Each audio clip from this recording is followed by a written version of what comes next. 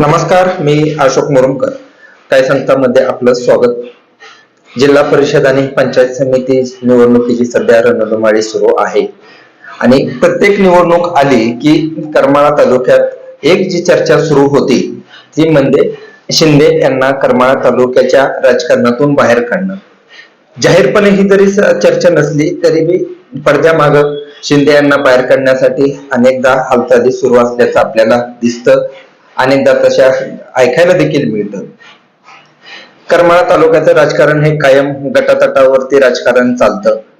इथे पक्षीय राजकारण, महायुती, महाविकास आघाडी असे काही जरी समीकरण असली तरी करमाळ्याच्या राजकारणात मात्र गटातटाचं राजकारण चालतं आणि त्यामध्ये कोणता गट कोणास सरस ठरेल, गट कोणता जागा जास्त घेईल, काय रणनीती असावी याबाबतची चर्चा होतात. त्या कायम गटातटाच्या चर्चा सुरू होतात. करमाळ्याच्या राजकारणात जगताप गट हा सुरुवातीचा मूळ गट, त्यानंतर बागल गट तयार झाला, त्यानंतर पाटील गट तयार झाला, त्यानंतर शिंदे यांचा गट तयार झाला. मात्र शिंदे यांची करमाळा तालुक्याच्या राजकारणात एंट्री कशी झाली याबाबत जे काय सांगितलं जातं त्यावरती आपण आज चर्चा करणार आहोत. करमाळा विधानसभा मतदारसंघाची 2009 मध्ये पुनर्रचना झाली. तेव्हा माढा तालुक्यातील म्हणजे माजी आमदार संजय मामा शिंदे यांचं ज्या तालुक्यात गाव येतं ते म्हणजे माढा, त्यांचं गाव निमगाव. निमगावसह 36 गावं करमाळा विधानसभा मतदारसंघाला जोडली गेली. त्यामध्ये शिंदे यांचं गाव हे करमाळा विधानसभा मतदारसंघात आल्यामुळं 2009 ला अखंड राष्ट्रवादीचे प्रमुख शरदचंद्र पवार यांच्याकडं शिंदे यांच्या समर्थकांनी आपण विधानसभा निवडणूक लढवावी अशी मागणी होती. त्यावेळेस त्यांच्या कार्यकर्त्यांनी इच्छा देखील व्यक्त केली. मात्र तेव्हा शरद पवार यांनी करमाळा तालुक्याच्या माजी आमदार स्वर्गीय दिगंबररावजी बागल मामा यांच्या पत्नी श्यामलताई बागल यांना उमेदवारी दिली आणि त्यांच्या विजयाची जबाबदारी शिंदे बंधूंवरती देण्यात आलेली होती.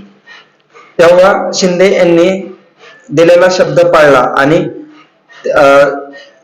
श्यामलताई बागल यांना विजयी करण्यासाठी प्रयत्न केले आणि त्यांच्या 36 गावातून मताधिक्य दिलं असं सांगितलं जात आहे. तेव्हा ते स्वतः देखील या निवडणुकीत उतरू शकत होते. मात्र शरदचंद्र पवार यांचा त्यांनी शब्द पाळला आणि बागल यांच्या विजयासाठी त्यांनी काम केलं. त्यानंतर 2012 मध्ये श्री आदिनाथ सहकारी साखर कारखान्याची निवडणूक लागली. या निवडणुकीमध्ये शिंदे यांच्या माध्यमातून पाटील आणि बागल यांची त्यांनी युती घडवून आणली असं सांगितलं जात आहे. 2012 मध्ये आदिनाथ सहकारी साखर कारखान्याच्या निवडणुकीत पाटील आणि बागल हे एकत्रपणे या निवडणुकीत उतरलेले होते. त्यामुळे हा कारखाना बागल यांच्या ताब्यात राहिला. याबाबत करमाळा तालुक्यातील तेव्हाचं एक सुप्रसिद्ध असं जे हॉटेल होतं ते म्हणजे दुर्गा पॅलेस, इथे त्याची एक मीटिंग देखील झाली होती, तिथे पत्रकार परिषद देखील झाली होती असं सांगितलं जात आहे. आणि तेथेच या दोघांची युती झाली आणि पाटील आणि बागल यांच्या माध्यमातून हा कारखाना बागल यांच्याकडे गेला असं सांगितलं जात आहे. त्यानंतर 2014 ची लोकसभा निवडणुकीमध्ये माजी आमदार संजय मामा शिंदे हे 2014च्या निवडणुकीत इच्छुक होते. या निवडणुकीत त्यांना उतरण्यासाठी त्यांची तयारी देखील झालेली होती. मात्र प्रत्येक स्थानिक मीटिंग मध्ये बागल यांनी संजय मामा शिंदे यांना उमेदवारी द्या असं सांगितलेलं होतं. मात्र प्रत्यक्षात वरिष्ठ नेतृत्वाच्या वरिष्ठ नेतृत्वांकडे ज्यावेळेस मागणी करायची वेळ आली त्यावेळेस विजयसिंह मोहिते पाटील यांचं नाव समोर आलं आणि त्यामध्ये शिंदे यांना तेव्हा देखील उमेदवारी नाकारण्यात आली आणि त्यावेळेस शिंदे या निवडणुकीत सहभागी झाले नाहीत. त्यांनी उमेदवारी अर्ज दाखल केला नाही आणि त्याच दरम्यान शिंदे बंधूंनी खासदार म्हणजे त्यावेळेसचे खासदार विजयसिंह मोहिते पाटील यांना विजयी करण्यासाठी प्रयत्न केले. त्यामध्ये त्यांचा मोलाचा वाटा होता असं देखील सांगितलं जात आहे.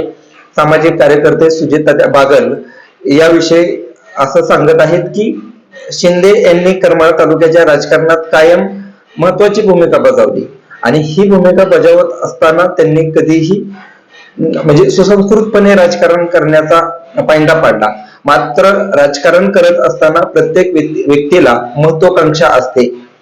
प्रत्येक व्यक्ती हा फक्त महत्वाकांक्षा असून चालत नाही, तर त्याला काम करण्याची ताकद देखील लागते आणि त्यामुळं शिंदे यांच्या कर्तृत्वाकडे पाहून करमाळ्यातील अनेक लोक त्यांच्याकडे जोडली गेली आणि त्यामध्ये शिंदे यांचा गट वाढत गेला. 2014च्या विधानसभा निवडणुकीमध्ये शिंदे यांचा पराभव झाला होता. 2014ची निवडणूक शिंदे यांनी लढवली होती. मात्र त्या निवडणुकीत शिंदे यांचा पराभव झाला होता. पुन्हा 2015 मध्ये मकाई सहकारी साखर कारखान्याची निवडणूक लागली. 2014ला शिंदे यांचा निसटता पराभव झाला होता. त्यानंतर देखील त्यांनी या निवडणुकीत उतरण्याचा निर्णय म्हणजे मकाई सहकारी साखर कारखान्याच्या निवडणुकीत शिंदे यांनी गटाच्या माध्यमातून उतरावं अशी त्यांच्या कार्यकर्त्यांची मागणी होती. मात्र शिंदे यांनी या कारखान्यामध्ये हस्तक्षेप करायचा नाही असं सर्व कार्यकर्त्यांना सांगितलं आणि ही निवडणूक न लढवता त्यांनी या निवडणुकीमध्ये देखील ही निवडणूक कशी बिनविरोध होईल, स्वर्गीय दिगंबररावजी बागलमामा यांनी स्थापन केलेली ही संस्था आहे, ही तालुक्यातील संस्था अतिशय उत्कृष्टपणे चालली पाहिजे ही भूमिका ठेवून त्यांनी या निवडणुकीत न उतरण्याचा सल्ला कार्यकर्त्यांना दिला आणि त्यावेळेची देखील ही निवडणूक बिनविरोध झाली होती. त्यानंतर मात्र 2019ची लोकसभा निवडणूक आली. 2019च्या लोकसभा निवडणुकीत शिंदे यांनाच या निवडणुकीची उमेदवारी जाहीर झाली होती. अखंड राष्ट्रवादीचे उमेदवार शिंदे हे होते. माढा लोकसभा मतदारसंघाचे त्यांना उमेदवारी मिळाली होती. बारामती येथून त्यांची अखंड राष्ट्रवादीचे प्रमुख शरदचंद्र पवार यांनी त्यांची ती उमेदवारी जाहीर केलेली होती. तेव्हा विधानसभेसाठी बागल यांना शिंदे यांनी मदत करायची असा देखील त्यांनी शब्द दिलेला होता आणि त्यांचं म्हणजे शरदचंद्र पवार यांच्या समोरच त्यांच्या बाबत बोलणी झाली होती असं सांगितलं जात आहे. त्यानंतर लोकसभा निवडणुकीत शिंदे यांचा पराभव झाला. बागल यांनी त्यांना सहकार्य केलेलं होतं, मात्र त्यांचा त्या ठिकाणी पराभव झाला आणि 2019च्या विधानसभा निवडणुकीपूर्वी बागल यांनी पक्षांतर केलं आणि तानाजी सावंत यांच्या माध्यमातून त्यांनी अखंड शिवसेनेमध्ये प्रवेश केला. यावेळेस अखंड शिवसेनेचे प्रमुख उद्धव ठाकरे यांची देखील सभा या ठिकाणी झालेली होती आणि यावेळेसचं एक उदाहरण जर आपल्याला आठवत असेल तर पहा, करमाळा तालुक्याच्या राजकारणात त्यावेळेस 2014ला आमदार म्हणून शिवसेनेचे आमदार म्हणून नारायण आबा पाटील हे विजयी झालेले होते. शिवसेनेचे ते उमेदवार होते आणि त्यात त्यांचा विजय देखील झालेला होता.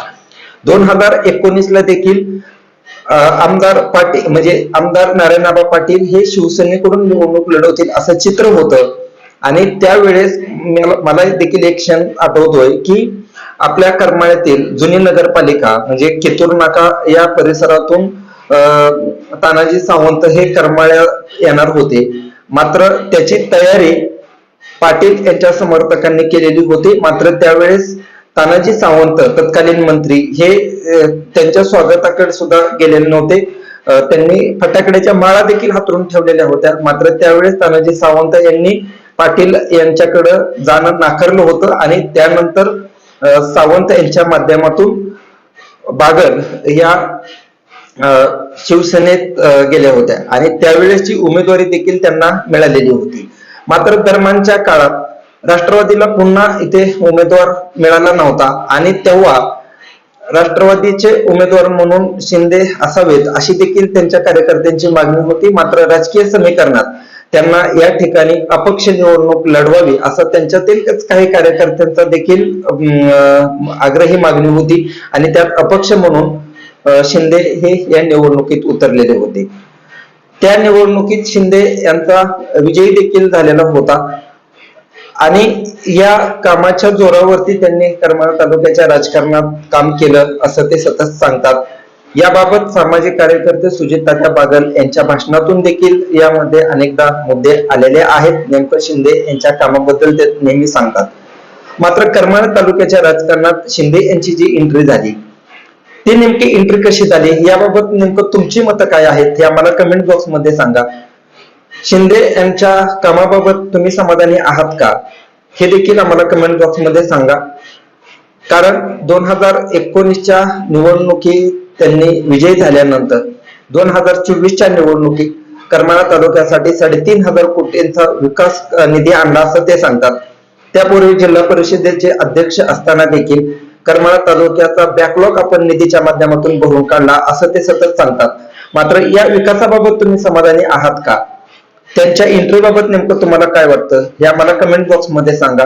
हा व्हिडिओ तुम्हाला कसा वाटला आम्हाला कमेंट मध्ये सांगा. याप्रमाणेच आणखी आपण बागल गटाची देखील भूमिका यावर काय आहे ही देखील आपण पाहणार आहोत.